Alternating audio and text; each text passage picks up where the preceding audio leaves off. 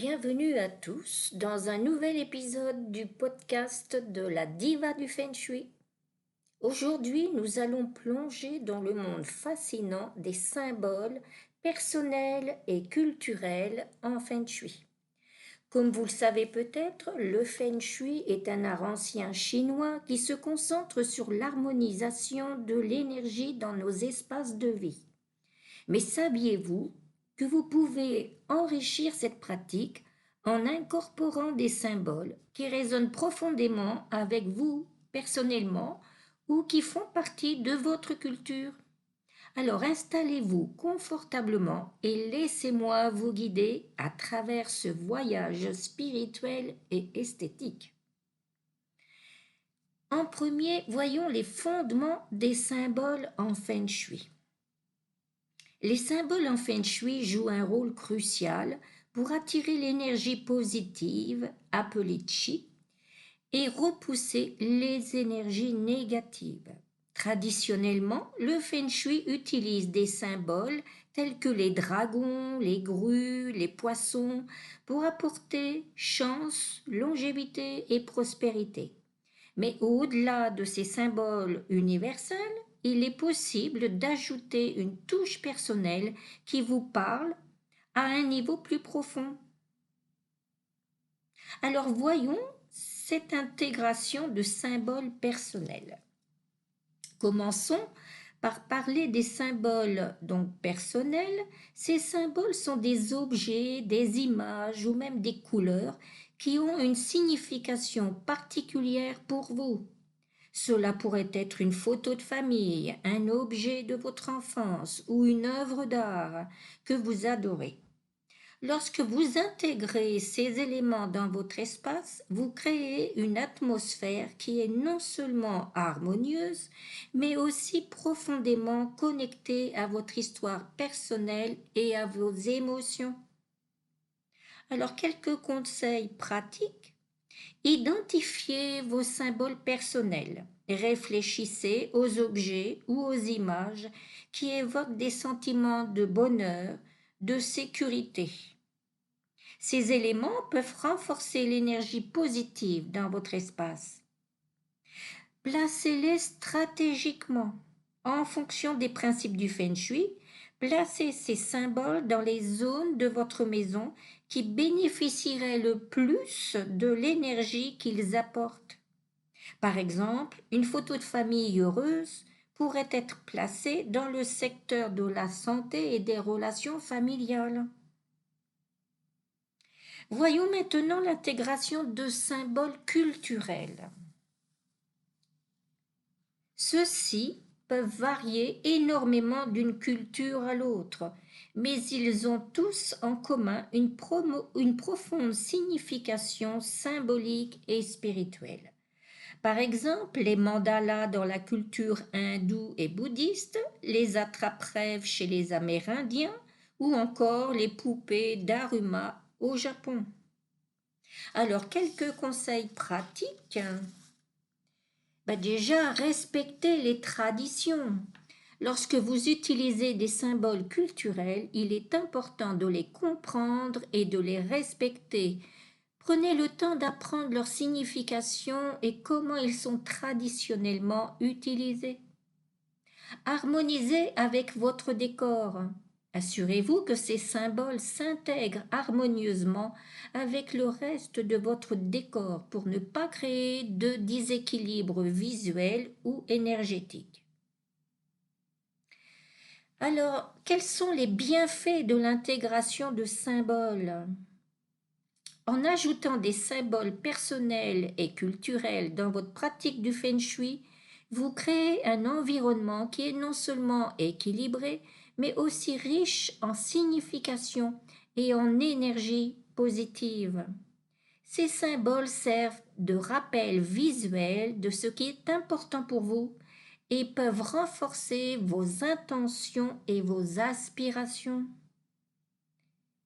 Quelques exemples inspirants. Le lotus. Dans de nombreuses cultures asiatiques, le lotus représente la pureté et l'illumination. Placer une image ou une sculpture de lotus dans votre espace de méditation peut renforcer vos pratiques spirituelles. Si vous avez un cristal en fleur de lotus, la signification pour ça représente la pureté, l'illumination et la paix. La fleur de lotus en cristal est utilisée pour harmoniser l'énergie et améliorer la clarté mentale et spirituelle. Placez ce cristal de telle façon qu'il reçoit les rayons du soleil et vous aurez des arcs-en-ciel dans votre pièce. L'arbre de vie. Utilisé dans diverses cultures, l'arbre de vie symbolise la connexion entre le ciel et la terre et tous les êtres vivants. Il peut être un excellent ajout à votre salon ou à votre espace de travail pour encourager la croissance et l'harmonie. La grenouille à 3 pattes. Dans la tradition Feng Shui, la grenouille, souvent à 3 pattes et assise sur un tas de pièces, est le symbole de la prospérité financière, la longévité, la chance liée aux 3 pattes, puisqu'il a fait le lien entre les 3 chances qui correspondent au ciel, à la terre et à l'humanité. C'est à offrir à quelqu'un à qui vous voulez du bien. Les pièces chinoises, symboles d'abondance, ce sont 3 pièces liées entre elles par un cordon, ruban ou fil rouge. Selon le Feng Shui, ces pièces sont un puissant symbole pour attirer l'abondance, la prospérité dans votre vie, et le fil de couleur rouge est symbole de protection. Le dragon, sa signification, ça symbolise le pouvoir, la force et la protection. Le dragon est souvent utilisé pour renforcer l'énergie vitale. Il est généralement placé dans les pièces de la maison où règne une certaine activité pour promouvoir la santé et le succès. La tortue. La tortue représente la stabilité, la longévité et la protection. La tortue est souvent placée à l'arrière de la maison ou du bureau pour offrir un soutien et une protection. Les poissons rouges. Symbole de la prospérité et de l'abondance, les poissons rouges, souvent ce sont des carpes koi, sont souvent placés dans des aquariums ou des étangs pour attirer la chance et la richesse. Mais ça peut être aussi sous forme de tableaux représentant des poissons koi. Le symbole du double bonheur. Ce symbole chinois traditionnel est utilisé pour attirer le bonheur conjugal et renforcer les relations amoureuses. Souvent placé dans la chambre à coucher, il favorise l'harmonie et la romance. Les bambous de la chance. Ils symbolisent la flexibilité, la croissance et la chance. Le bambou est souvent placé dans les maisons et bureaux pour attirer la prospérité et l'harmonie.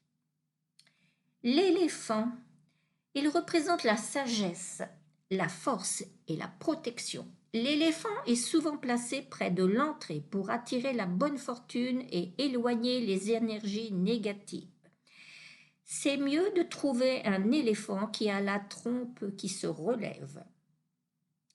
Alors les canards mandarins, symbole d'amour et de fidélité, ces canards sont souvent placés par paires dans la chambre à coucher pour renforcer les relations amoureuses et favoriser l'harmonie conjugale. Ces symboles, lorsqu'ils sont correctement placés selon les principes du Feng Shui, peuvent aider à attirer des énergies positives, à améliorer le bien-être et à équilibrer les aspects de la vie. Alors pour ceux qui débutent dans l'intégration de symboles personnels et culturels, commencez petit. Choisissez 1 ou 2 symboles qui résonnent le plus avec vous et placez-les intentionnellement et en conscience dans votre espace. Observez comment leur présence affecte votre énergie et votre bien-être.